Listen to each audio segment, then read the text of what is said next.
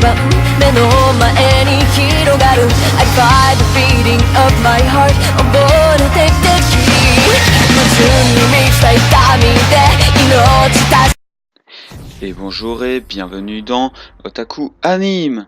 Alors aujourd'hui épisode un petit peu spécial étant donné que l'anime dont je vais vous parler aujourd'hui n'est pas encore sorti. Ou plutôt il n'y a qu'un OAV qui est sorti. Et c'est bien sûr Terraformar. Alors Terraformar est un seinen manga écrit par Yu Sasuga et dessiné par Kenichi Tachibana. D'abord prépublié dans le magazine Miracle Jump entre janvier et décembre 2011, il est prépublié depuis avril 2012 dans le magazine Weekly Young Jump de l'éditeur Shueisha. Et 10 tomes sont sortis en août 2014. La version française est publiée par Kazé depuis février 2013 et 7 tomes sont sortis en août 2014. D'ailleurs, c'est un très bon manga que je conseille vivement. Il aborde vraiment des chouettes thèmes et il est vraiment bien. Mais je reviendrai là-dessus dans Otaku Critique. Alors, comme je l'ai dit, un OAV est sorti qui adaptait la première partie du tome 1 du manga. Il y en a un deuxième qui est prévu pour novembre 2014, qui sortira avec les éditions limitées des tomes 10 et 11. Et une série télévisée d'animation sera diffusée en automne 2014. Donc j'en profite aussi pour parler d'un des animés que j'attends le plus cet automne. Dans le but de coloniser la planète Mars, les scientifiques du XXIe siècle ont été chargés de trouver un moyen de réchauffer l'atmosphère de la planète pour que l'espèce humaine puisse y vivre. Pour cela, la surface a été recouverte de lichen et de cafards, afin d'absorber la lumière du soleil. Ainsi, en 2577, la terraformation arrive enfin à son terme. Plusieurs astronautes sont envoyés sur Mars lors de la mission Bugs One, afin d'éliminer les cafards restants. Cependant, ils ne savent pas que ceux-ci ont bien changé en 500 ans et sont devenus des géants humanoïdes dotés d'une très grande force. La mission est alors un échec et voit tous les membres de l'équipage se faire exterminer.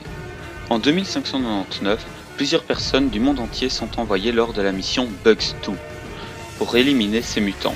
Afin de pouvoir lutter, celles-ci subissent des modifications génétiques visant à implanter les caractéristiques d'organismes non humains. Dit comme ça peut paraître un petit peu compliqué, mais je n'expliquerai pas parce que ce serait risqué de spoiler.